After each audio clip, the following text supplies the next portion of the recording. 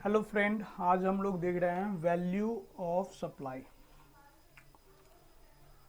कोई भी सप्लाई का, चाहे गुड्स का हो या सर्विसेज का हो, वैल्यू हम कैसे डिटरमाइन करते हैं, निकालते हैं, उसको आज हम लोग देखने जा रहे हैं। और सेक्शन 15 है इनका CGST एक्ट के अंदर, और केवल एक ही सेक्शन है 15 जिसके अंदर हम वैल्यू डिटरमाइन करते हैं कि किस तरह से वैल्यू निकाला जाएगा कोई भी सर्विसेज और गुड्स का। तो इसके अंदर यदि आप देखेंगे तो 15(1), 15(2), 15(3), 15(4) एंड 15(5), ये टोटल 5 सबसेक्शन है 1 से लेकर 5 तक, और इसी में सारे कंटेंट दिए हुए हैं।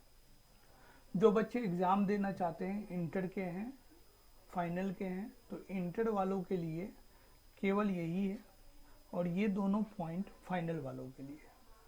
लेकिन टफ नहीं है, इजी है, तो हम दोनों सबको डिस्कस साथ में करते हैं। पहले समझ लेते हैं कि है क्या। तो सेक्शन 15 सबसेक्शन 1 कहता है चार्जिंग सेक्शन।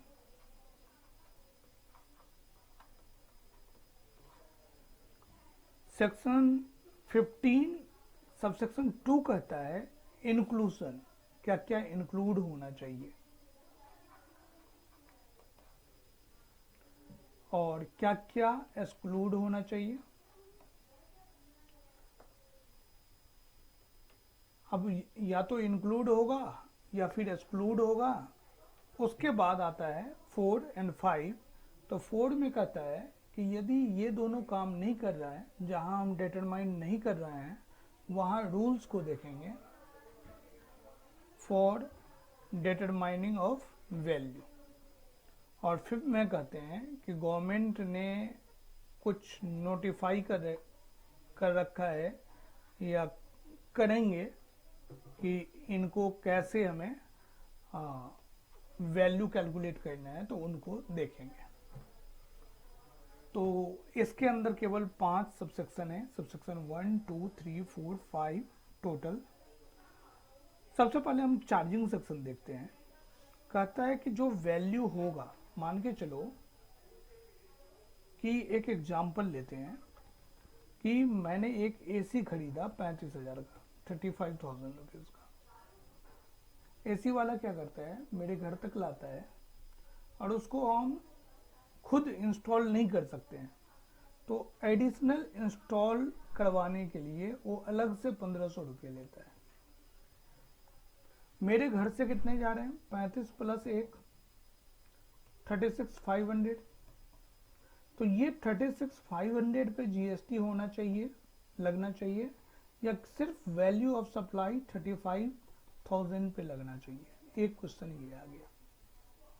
अब इसी केस में 35,000 का वैल्यू है, हमें 700 डिस्काउंट दे दिया, 34,300 का दिया, और बाद में बोला 1,500 हम इंस्टॉल करने के लेंगे अलग से।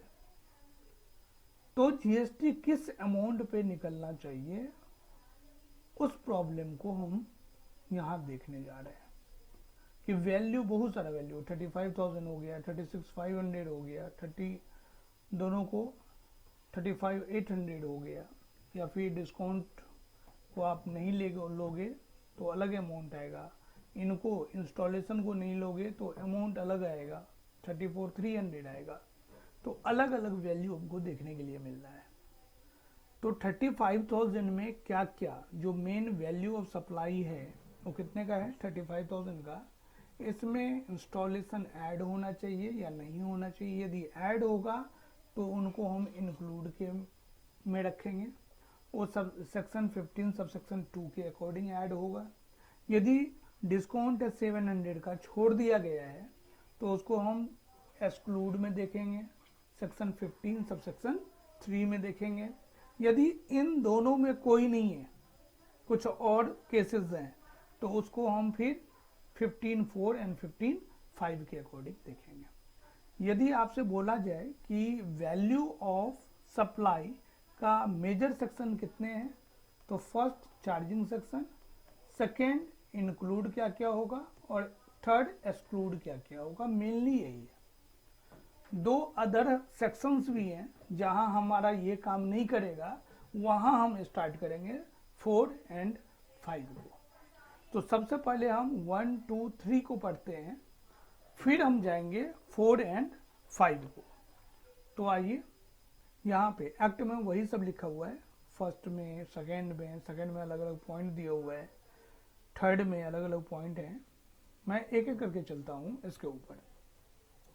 आइए सबसे पहले देखते हैं सेक्शन 15 सबसेक्शन 1।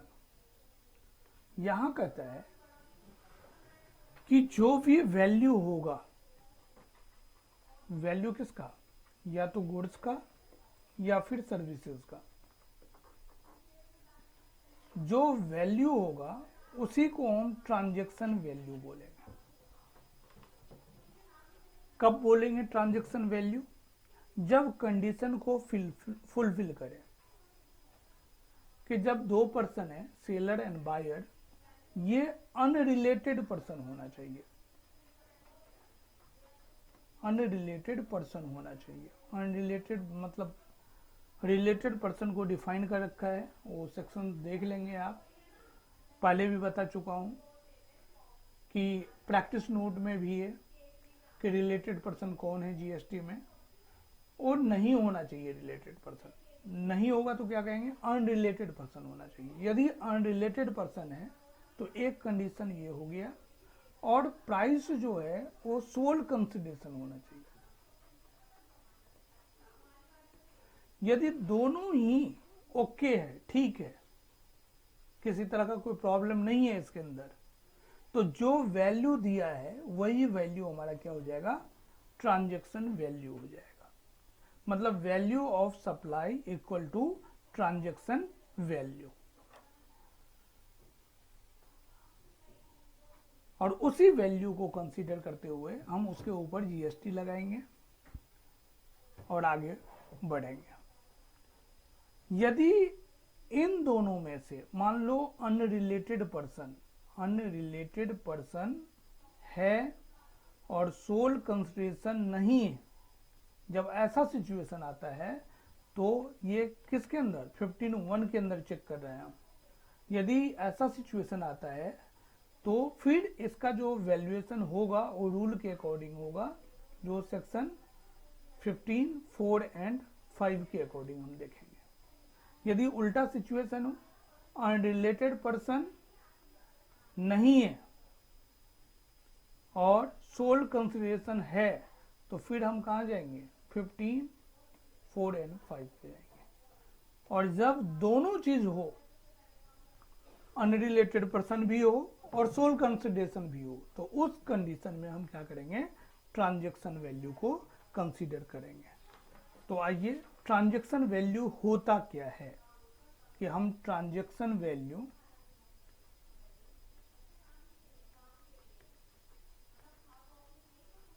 किसको बोलेंगे, transaction value, value equal to transaction value. तो value of supply of goods और services equal to transaction value. तो ट्रांजैक्शन वैल्यू को कैसे एक्सप्लेन करेंगे आप एक्सप्लेन करेंगे प्राइस पेड और पेएबल। मान लो कोई सामान 10,000 का है, आपने 7,000 पे कर दिया, तो प्राइस पेड हुआ 7,000, पेएबल हुआ 3,000। तो दोनों को मिलाकर चाहे पेड हो या पेएबल हो, for the said supply of goods और सर्विसेज और बोथ।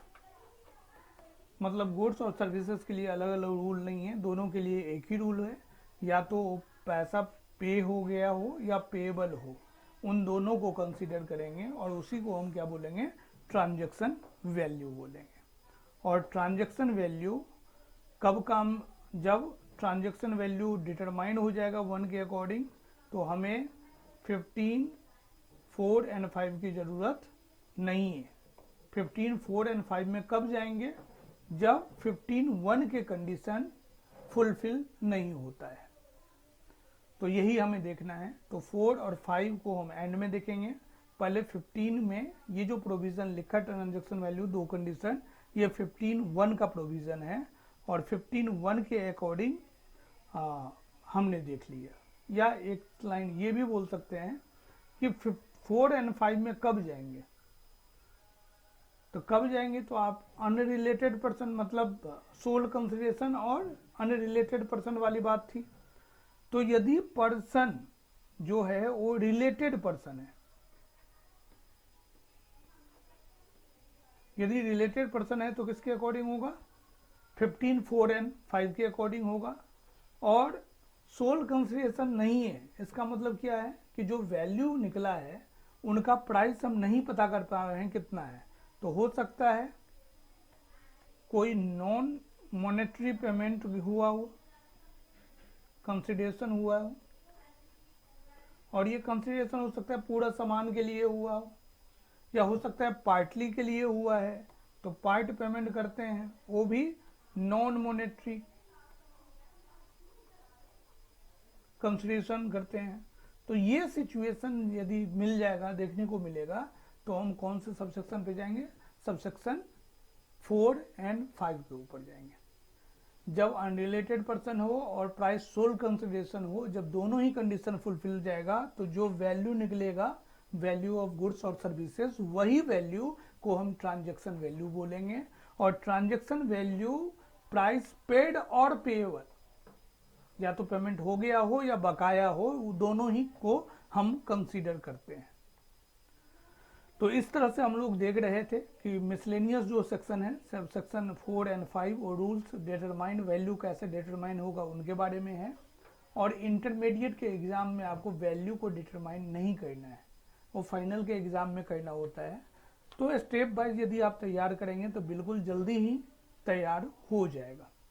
उसके बाद हमारा जो 2 सबसेक्शन और है, सबसेक्शन 2 और सबसेक्शन 3, कि क्या क्या वैल्यू में इंक्लूड होना चाहिए और क्या क्या एक्सक्लूड होना चाहिए। जो एग्जांपल हमने पहले दिया कि 35,000 का एसी है, उसमें कुछ आपको 700 का डिस्काउंट भी मिल गया, फिर बाद में इंस्टॉलेशन का खर्चा लगा, तो उनके बारे में देखेंगे। तो आइए हम सीक्वेंस लेकर चलते हैं। इसके बाद हम देखते हैं कौन सा, हम देखते हैं 15(2). यहाँ हम लोग ने 15(1) देखा था, अब आइए हम 15(2) पे चलते हैं कि इंक्लूड क्या क्या होना चाहिए, उसको कंसीडर करते हैं।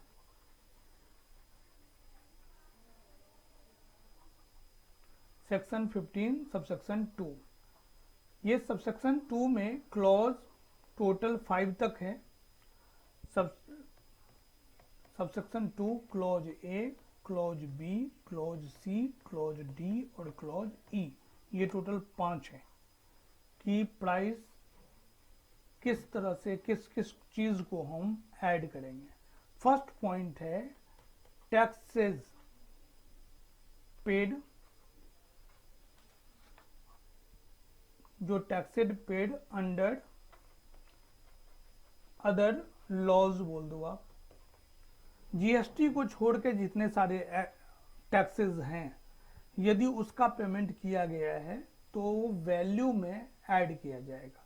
जैसे एग्जांपल के लिए ले लो, जैसे टोबैको प्रोडक्ट है, टोबैको प्रोडक्ट के ऊपर मान लो 1000 रुपये का है, तो इसके ऊपर 40% एक्साइज ड्यूटी लगता है, तो कितना हो गया, 400 और हो गए, टोटल कितने हो गए, 1400 हो गए।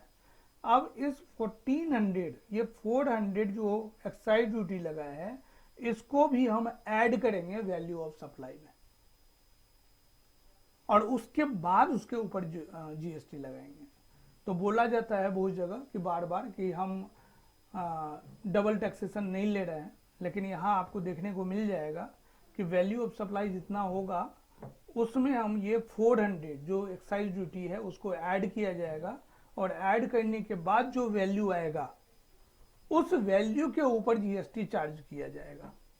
तो किसी और एक्ट, जीएसटी एक्ट को छोड़कर किसी और एक्ट के द्वारा यदि आप किसी तरह का पेमेंट करते हो तो उस वैल्यू को भी हम कंसीडर करेंगे। ऐसे ही बी पॉइंट में है हमारा third party payment. Third party payment यहां है क्या कि मान लो एक पर्सन है आपको सामान भेजने वाला सप्लायर, और यहां आप हो मिस्टर एक्स, ये सामान भेजा है 1,000 रुपये का, और बोल दिया कि 50 रुपये आप फ्रेट का दे देना, ये आपसे दिलवा रहा है। पेड बाय सप्लायर होना चाहिए, लेकिन पेड बाय सप्लायर नहीं होके पेड बाय मिस्टर एक्स कर रहा है, आप कर रहे हो। तो ये जो वैल्यू है 50 रुपये का, ये 50 रुपये का वैल्यू ऑफ सप्लाई में ऐड हो जाना चाहिए। तो इसका कोई कॉन्ट्रेक्चुअल नोट होगा तो पहले से तैयार होना चाहिए इसके बारे में। फिर इसके बाद थर्ड पॉइंट है इंसिडेंटल एक्सपेंस। आपको एसी का एग्जांपल समझाया कि एसी कितने का है, 35,000 का, और इंस्टॉल करने का कितना खर्चा ले रहा है, 1,500। तो जो इंस्टॉलेशन है वो इंसिडेंटल एक्सपेंस है, तो ये भी ऐड होना चाहिए। इसमें और भी हो सकते हैं, जैसे इंस्टॉलेशन हो गया, या कोई आप डिजाइन करवाते हो, डिजाइन वर्क करके देते हो, डिजाइनिंग वर्क का खर्चा हो गया, या कोई सामान मंगवाए हो, लोडिंग अनलोडिंग हो गया, तो इसको भी हम कंसीडर करेंगे। या फिर हम ऐसा दे देते हैं कि 1 लाख का सामान बेच रहे हैं और एक एजेंट को बीच में लाए थे कि ये काम करवा दो, और 2,000 उसको दे दिए 2%, तो हमारा वैल्यू 1 लाख नहीं होगा। जो कमीशन का अमाउंट आप पे करी हो अलग से उसे, तो उसको भी हम कंसीडर कर लेंगे एजेंट कमीशन को, और वैल्यू 1,02,000 हो जाएगा। 1,02,000 को हम ट्रांजैक्शन वैल्यू बोलेंगे और उसके ऊपर टैक्स लगाएंगे। तो ये commission, loading unloading, design work, installation, ये सारे के सारे क्या हैं, इंसिडेंटल एक्सपेंस है, और ये एडबैक होना चाहिए वैल्यू ऑफ सप्लाई के अंदर। अब आइए फोर्थ पॉइंट है हमारा, किसी तरह का इंटरेस्ट या लेट फी होता है, इंटरेस्ट और late fee.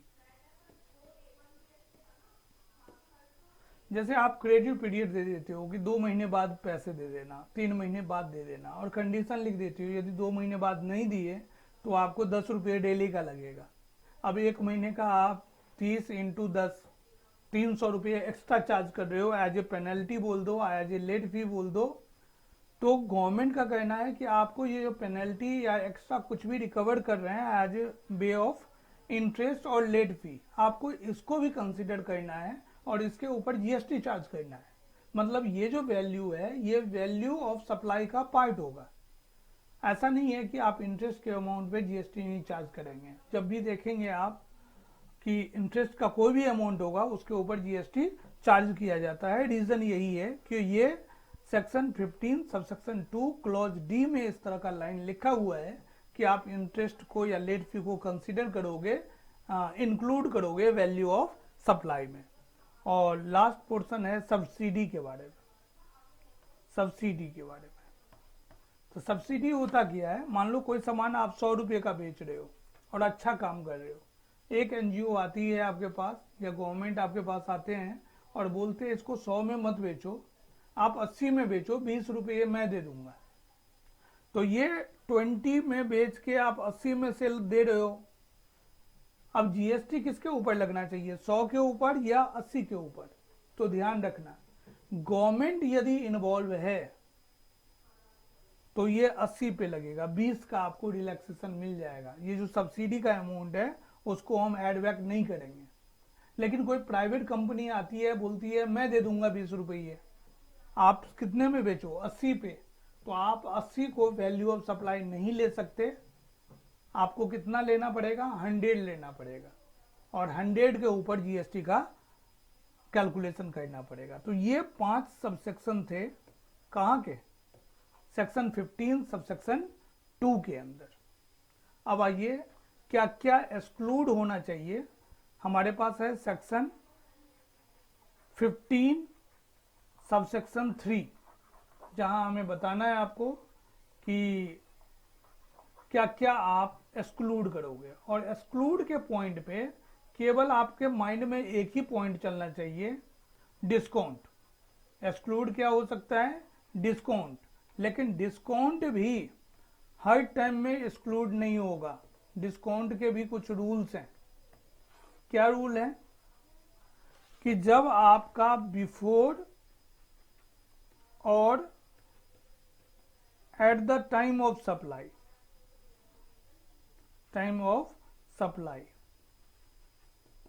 And after at the time of supply, या तो बिफोर होगा या सेम टाइम में होगा या फिर आफ्टर होगा टाइम ऑफ सप्लाई का। यहां रूल्स को देखते हैं क्या है। यदि ऐसा सिचुएशन होगा तो मान लो क्या करते हो आप, बिफोर पहले से डिसाइडेड है 10,000 है, ये वैल्यू ऑफ सप्लाई है। वैल्यू ऑफ सप्लाई कितना? 10,000। आपने डिस्काउंट दिया 1,000 का, टैक्सेबल वैल्यू कितना लिखते हो? 9,000। और 9,000 के ऊपर आप क्या करते हो? जीएसटी लगा देते हो। यहां बस एक बात ध्यान देना, यहां डिस्काउंट को आप एक्सक्लूड कर दोगे। डिस्काउंट अलाउ है। कब अलाउ है? जब आप डिस्काउंट को इनवॉइस में शो करोगे, इनवॉइस में शो करोगे, दिखाओगे। कैसे? हमारा वैल्यू 10,000 का था, हमने डिस्काउंट दिया 1,000 का। डिस्काउंट देने के बाद टैक्सेबल वैल्यू कितने का? 9,000 का, फिर जीएसटी लगाया। इस कंडीशन में डिस्काउंट अलाउ है। यदि आप गलती से इनवॉइस का वैल्यू दिखा दिया, टैक्सेबल सप्लाई का वैल्यू दिखा दिया कितना? 9,000, और डिस्काउंट के बारे में कुछ नहीं बोला, तो इस कंडीशन में आपको डिस्काउंट हमारा अलाउ नहीं है। हमें कितने के ऊपर जीएसटी देना पड़ेगा? 10,000 के ऊपर जीएसटी पे करना पड़ेगा। तो प्रॉपर इनवॉइस में मेंशन होना चाहिए कि जीएसटी या इनवॉइस या डिस्काउंट किस तरह से दिया जाना चाहिए। आपको मेंशन क्या होना चाहिए? कि जो हमने डिस्काउंट दिया है वो शो होना चाहिए इनवॉइस में।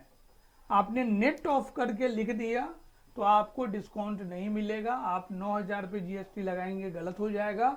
आपको कितना पे लगाना पड़ेगा जीएसटी? 10,000 के ऊपर। लेकिन इनवॉइस में आपने यदि शो कर दिया कि 10,000 का सामान था, 1,000 का डिस्काउंट दिया, 9,000 आया और उसके ऊपर जीएसटी चार्ज किया, तो किसी तरह का किसी को दिक्कत नहीं है, गवर्नमेंट को दिक्कत नहीं है। आप इस तरह से कर सकते हो। ये हो गया बिफोर और at the time of supply का केस। अब हम आते हैं आफ्टर सेल। सेल करने के बाद में हम डिस्काउंट दे देते हैं, दे सकते हैं। मान लो हम सेल किसको करेंगे? मेरा कंपनी है, मैं हूं एक्स, मेरा कंपनी है, हमारा कस्टमर है मिस्टर सी। हम सी के साथ रिलेशन बना रखे हैं और इनको हमने ऑफर दे दिया कि आप मंथ मंथ क्या करो, सेल अपना इंक्रीज करो। यदि एक महीने में 50 लाख से ज्यादा सेल कर देते हो तो हम इतना कैशबैक दे देंगे या डिस्काउंट दे देंगे। या तो कैशबैक का नाम बोल दो या डिस्काउंट का नाम बोल दो, ये हम दे देंगे आपको। लेकिन पहले से डिसाइड होना चाहिए। तो कुछ कंडीशंस हैं, टोटल 3 कंडीशन है। यदि तीनों कंडीशन को मान लेते हैं तो डिस्काउंट देने में दिक्कत नहीं है, डिस्काउंट आपको मिल जाएगा, मतलब आप माइनस कर पाएंगे। क्या क्या कंडीशन है? एग्रीमेंट में लिखना होना है।